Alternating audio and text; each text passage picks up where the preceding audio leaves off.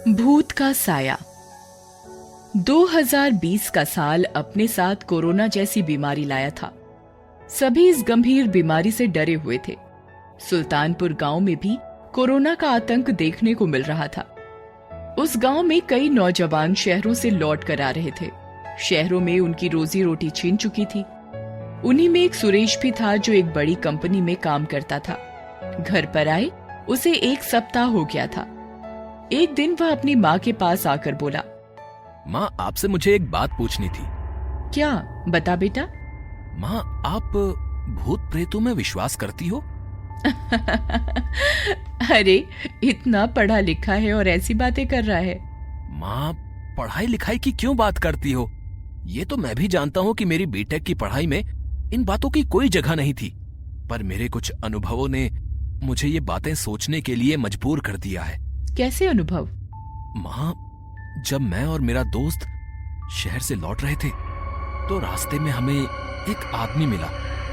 वो अजीब सी हरकतें कर रहा था, जिसे देखकर हमें पहले डर लगा, लेकिन जब वो नॉर्मल हुआ तो उसने बताया कि उस पर एक भूत का साया है।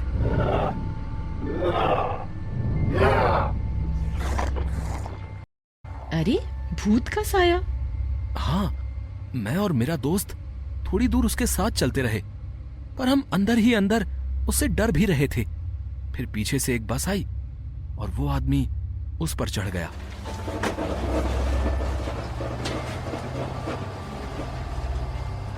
और तुम लोग? हम जानबूझकर उस बस में नहीं चढ़े और फिर हम दूसरी बस से गांव पहुंच गए।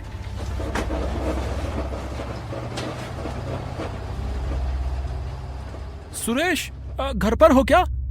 हाँ हाँ राहुल, आ जाओ। सुरेश, मुझे वो आदमी अपने घर के बाहर दिखाई दिया। अरे, वो इस गांव तक पहुंच गया? हाँ, वो किसी से हमारे बारे में पूछ रहा था। कह रहा था कि वो हमारा दोस्त है। अच्छा, हमारा दोस्त? सुरेश, तुम घबराओ मत। तभी एक आदमी के साथ वह शहरी आदमी आता है। अरे, तुम दोनों मुझे यही मिल गए। धन्यवाद भाई, तुमने मुझे इनसे मिलवा दिया। साथ में आया गांव वाला आदमी चला जाता है। आंटी नमस्ते, मैं सुरेश और राहुल का दोस्त हूँ, वनराज। नमस्ते बेटा, बैठो बैठो। माँ ये कहकर घर के अंदर चली जाती है।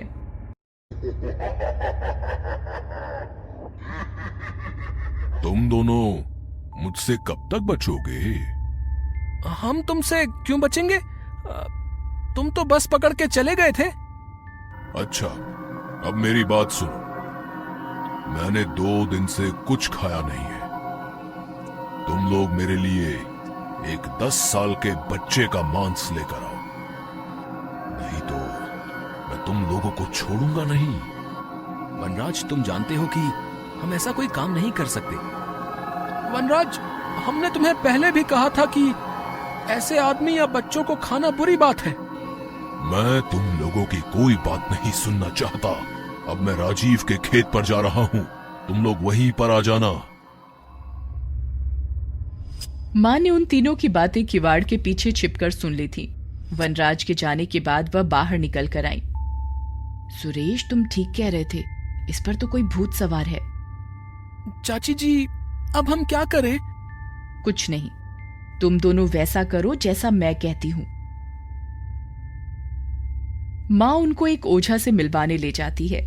ओझा को सारी बात बताकर तीनों घर वापस आ जाते हैं।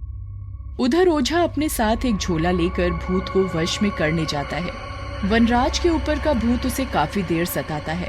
फिर ओझा की मार से डरकर वनराज को छोड़कर आसमान में उड़ जाता है।